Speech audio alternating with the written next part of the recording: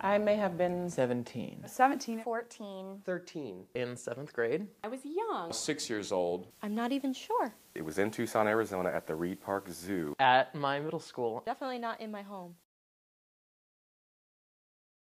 First memory of hearing an opera. The Cleveland Opera came and did an abbreviated production of Carmen. Video recording of the Three Tenors concert. And he hooked on opera and on the Hooked on Classics music with the drum beat series. Probably that Singing Orange on Sesame Street. A show on Nickelodeon called Salute Your Shorts.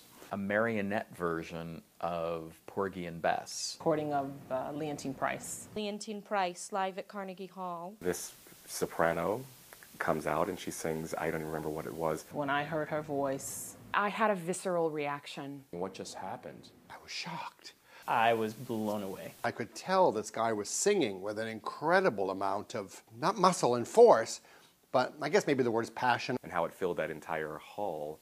I could not get over that she had no microphone. Okay, you know, opera singers sing loud. That's another big deal. Whoa. I mean, this is not what I thought opera was at all. I didn't grow up with opera. I grew up on jazz and R&B and gospel. Country music, which was a little different. You just didn't really get that much opera in Buffalo. La Boheme, what's that? What language is that? My dad is a big opera fan. My grandfather listened to opera. I do remember of poking fun at it with the kids in my neighborhood. At the time, I have to say, I thought it was kind of excruciating. Oh! What is that lady screaming about? I didn't realize it was opera. I just saw a symphony. I was like, oh wow, that's pretty big. My husband said to me, "Is this opera?" I said, "Yes, this is opera. It's so fun.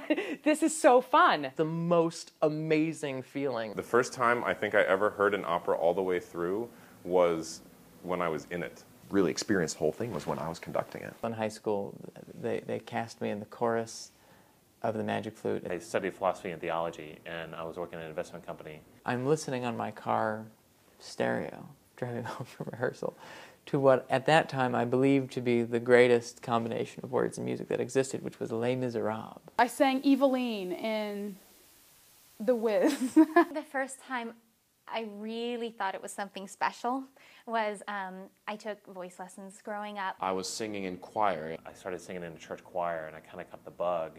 My voice teacher let me sing through an aria, which was way beyond my level. So I flipped into a make fun of opera voice, and she flipped her lid. She was like, "That's your voice." And I didn't think so. I'm like, I think singing the runs, singing those high notes, I just had an incredible thrill. Just the power and beauty of that music, you know, really took over me. And I went, I don't know if I can do that, but I really want to try. And so I went back to school to study music and voice. I'll try this for at least for a couple semesters. Maybe there is something to this. One thing led to another. And it took off from there. Through this accidental circumstance, I figured out that I wanted to be an opera singer. Making a fool of myself on stage. I had to have more. It wasn't just about me going out and singing an aria and hitting the high note. How thrilling and how deeply human. What the music said about each of the characters. Maybe it's got all the answers. It is really a marriage of all of the art forms. Let's face it, I mean, the music that was written for the opera, it's the most beautiful music. I love it. I loved it immediately. You know, now I'm like, Dad, do you have that recording? Do you have this recording? I knew this is what I was going to do with my life, and I never looked back. I've just embraced it, and it hasn't left my side since. I think that was when I fell in love with it.